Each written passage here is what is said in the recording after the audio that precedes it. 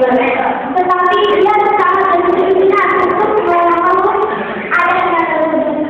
Tetapi dia malah dengan perilakunya yang ketika dia lakukan hal itu, dia hendak untuk menikahi kedua orang tuanya. Dia tidak menyangka dan benar itu merupakan pertemuan terakhir kepada kedua orang tuanya. Kemudian orang tuanya ketika pulang dari pesantren tersebut mengalami kecelakaan dan meninggal dunia. Anak tersebut mengalami penyesalan yang sangat tidak bisa dibayangkan. Jangan kalau.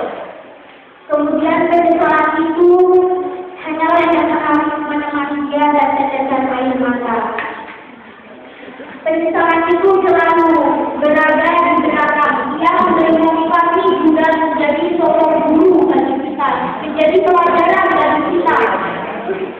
Dan sebuah penyesalan itu akan terasa lebih indah setelah